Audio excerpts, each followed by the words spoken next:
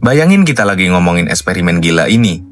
Semua orang di bumi, sejumlah 8 miliar jiwa, berdiri di satu tempat, siap melompat bareng.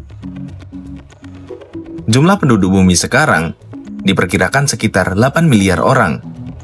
Lalu berat rata-rata satu orang, kira-kira kita ambil 62 kg.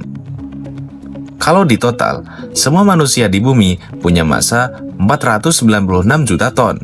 Kedengarannya gede banget ya.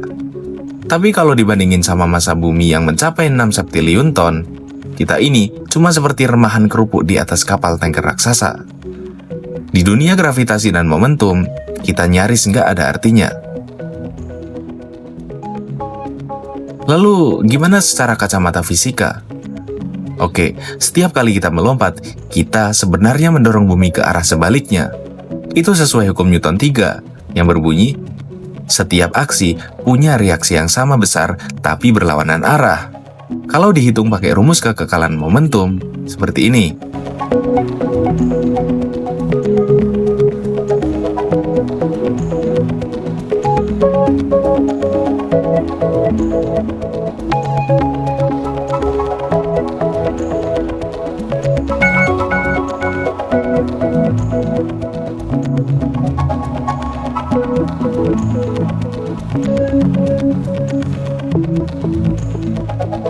Itu jaraknya cuma 1/100 nanometer, lebih kecil dari setengah diameter virus corona. Dan jelas, kita nggak bakal ngerasain apa-apa. Lalu bagaimana saat semua mendarat bersamaan? Nah, waktu semua orang mendarat, baru ada getaran lokal. Seismograf super sensitif mungkin bisa nangkep, tapi skalanya bakal ketutup sama noise dari aktivitas biasa.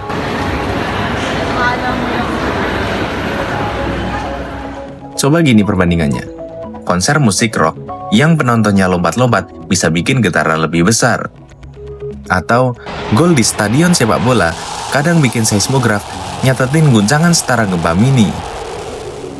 Kalau di kota padat, efeknya ya paling bikin kaca yang udah tua cuman bergetar, nggak sampai pecah. Terus gimana efeknya ke atmosfer? Miliaran kaki menghantam tanah bersamaan memang bikin udara sedikit terdorong ke bawah. Tekanan naik sebentar, lalu hilang dalam hitungan detik. Mirip pintu kamar yang dibanting dan bikin angin sepoi-sepoi sesaat. Ya, emang getaran ini nggak ada efeknya pada perubahan cuaca, apalagi iklim. Jadi nggak usah khawatir bakal ada badai dadakan gara-gara lompat bareng.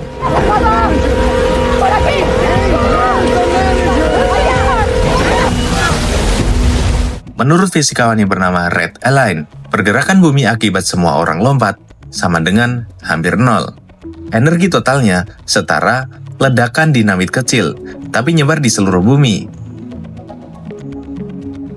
Seekor paus biru, beratnya bisa mencapai 150 ton.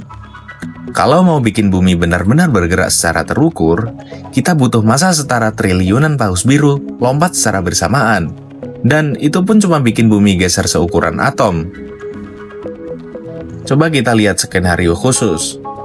Kalau lompatnya di atas lempeng tektonik yang udah rapuh, mungkin ada peluang memicu retakan kecil, tapi energinya tetap jauh kalah dibanding gempa alami. Kalau lompat di laut, paling cuma muncul ombak kecil, tapi jelas nggak bakal bikin tsunami. Ya kesimpulannya, memang walaupun kita ngumpulin seluruh manusia di bumi untuk sama-sama lompat dalam satu waktu secara bersamaan, tetap saja masih terlalu kecil untuk memengaruhi gerakan bumi. Daripada aksi bareng yang sia-sia untuk ngubah bumi, ada satu aksi bareng yang benar-benar ngubah bumi. Apa itu?